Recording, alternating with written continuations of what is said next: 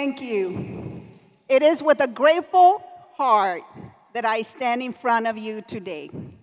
I'm grateful for each and every one of you, our students, our staff, our community, my family who's here with us today, and my Tori and my Sammy, our board for their leadership. Thank you for everything that you do.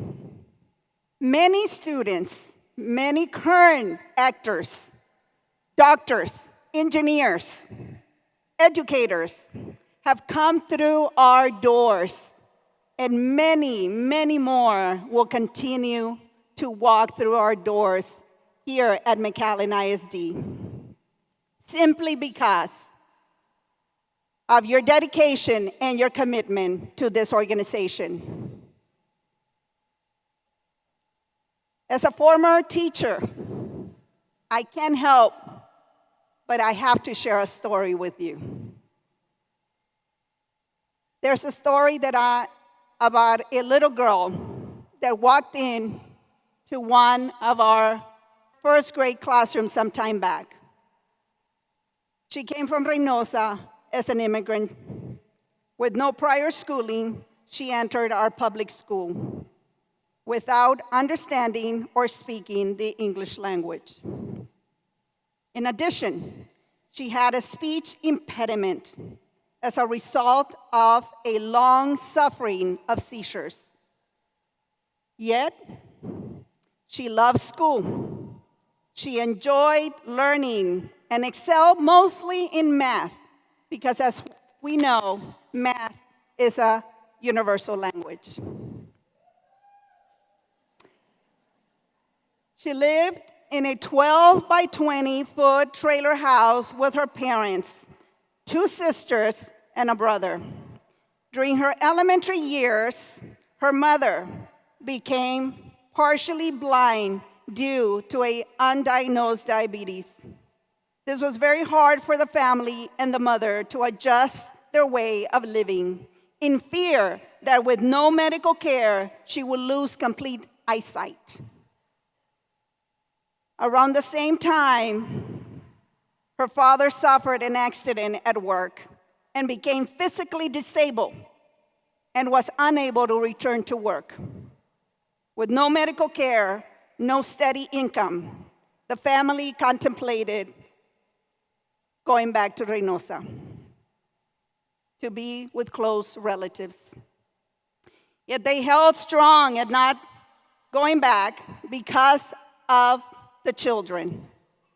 They knew that even with all the challenges they were facing, the only hope for the children was to remain here in the Rio Grande Valley because of public education. They knew then what research shows now. Education can uplift a family out of poverty. And for this family, their children's education was their hope for a better future. This girl's family lived only on a small disability assistance check for several years, up to when the older siblings started to work and contributed to her home. As the youngest of 4, and as she sees herself now, she was the most fortunate because of her older siblings, her amazing parents, and the caring educators in her life. She overcame the family, economic, and health challenges and graduated from high school in 1991, shortly after from college.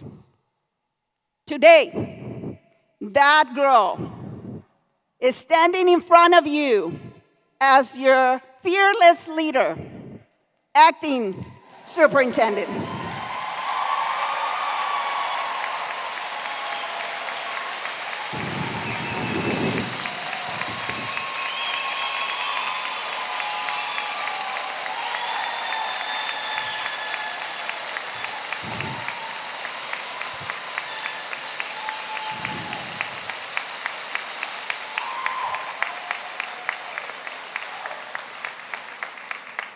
This is only possible because of the dedicated and committed educators in my life.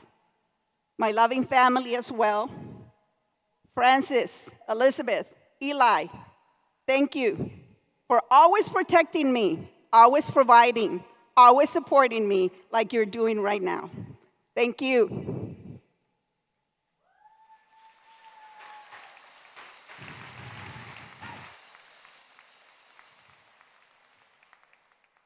The reality is that many of you share a similar story as me. And you're here because of those committed, dedicated, caring, loving educators in your life. The beauty is that because of our own career path, we get to pay it forward to future generations. On August 28th, our classrooms will be full of students just like me a couple of years ago. They will come ready to learn, looking for a mentor,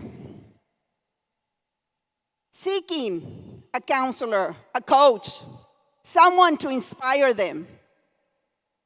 I know that many changes have occurred at the beginning of this school year or the beginning of the summer. But one thing that remains the same is our students. Their needs have not changed. Their expectation has not changed. They will be looking for you to mentor them. They will be looking for you to counsel them. They will be looking for you to inspire them. I hope today we have reminded you why you choose this beautiful profession, which is education. McAllen ISD, let's continue to inspire them because we are McAllen ISD!